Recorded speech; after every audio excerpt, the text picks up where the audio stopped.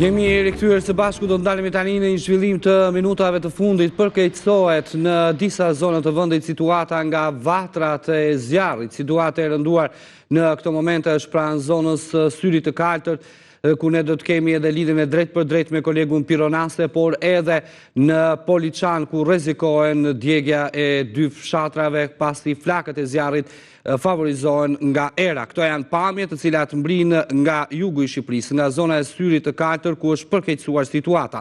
Shkojmë dhe lidhemi me kolegun Pironase, i cili po ndjek nga afër këtë situatë në fakt dramatike, ndërkohë po punohet pa pushim nga ajri, por gjithashtu edhe nga forcat e shumta zjarfikse për vënien nën kontroll të zjarrit në zonën e Syrit të Kaltër, ku janë evakuar edhe turistët. Kemi kolegun Pironase. Përshëndetje Piro, si paraqitet situata në këto çaste? Përshëndes edhe zotin nën prefekt. Përshëndetje Nertil, situata është në kufit e katastrofës, pasi kemi të bëjmë me zjarre të cilat gjenerojnë nga minuta në minutë në pjesën lindore të Parkut Natyror të Syrit të Kaltër, dhe ku disa vatra janë gjeneruese në pjesë të veçanta të gjithë hapësirës së gjelbër të këtij parku natyror që është Syri Kaltër. Këtu forcat e policisë, forcat zjarfikse, madje edhe të forcave të armatosura të Republikës së Shqipërisë janë angazhuar në terren për të bërë të mundur shuarjen e flakëve, izolimin e tyre për të mos depërtuar në pjesë të tjera të pyllit që është në Syrin e Kaltër. Me lejen tuaj Nertil, do doja që të pasqyroni një situatë më aktuale në prefekti i Sarandës, zoti Kristaj Kiqo, i cili në fakt e kemi gjetur këtu dhe ka prej orësh që po monitoron situatën e koordinon veprimet mes forcave të zjarfikses, forcave të policisë dhe forcave të armatosura të Republikës së Shqipërisë. Atëherë, zoti Kristaj, cila situata mund ta themi që është një situatë e pafavorshme në këto momente? Sigurisht që është një situatë shumë e pafavorshme për shkak edhe të erës që fryn her pas here.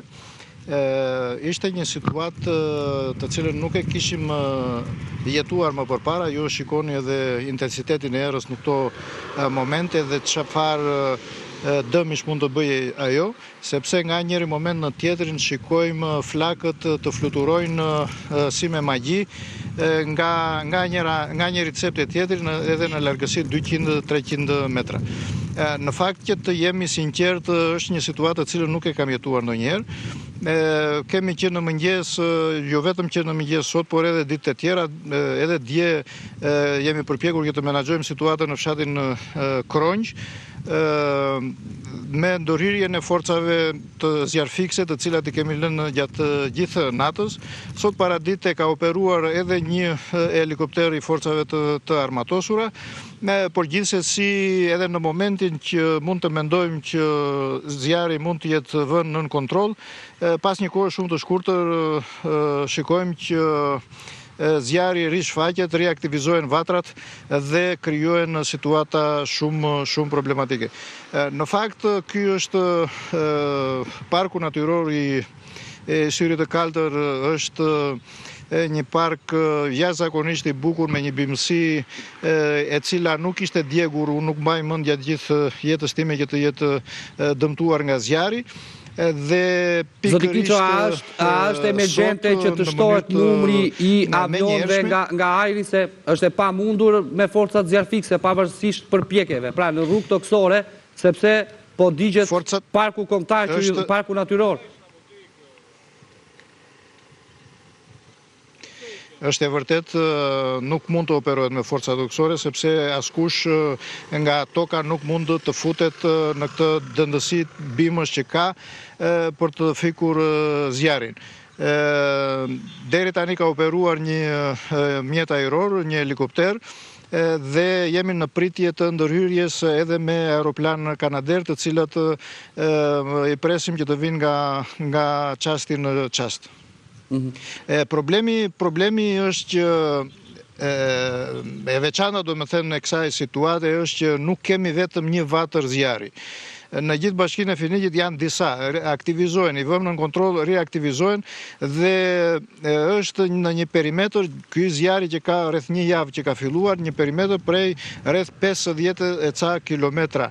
Shfaqet në Leshnicë, në Leshnicën e poshtme, pastaj në Krane, pastaj në Mesopotam dhe ju e kuptoni edhe vetë se sa e vështirë është që ta menaxhojmë gjithë këtë situatë, duke marrë parasysh edhe vatrat e tjera që ka në të gjithë Shqipërinë. Por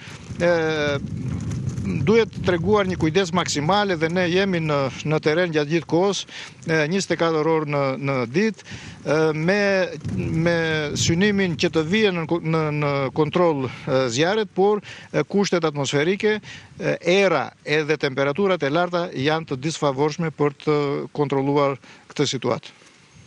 Po, Piro.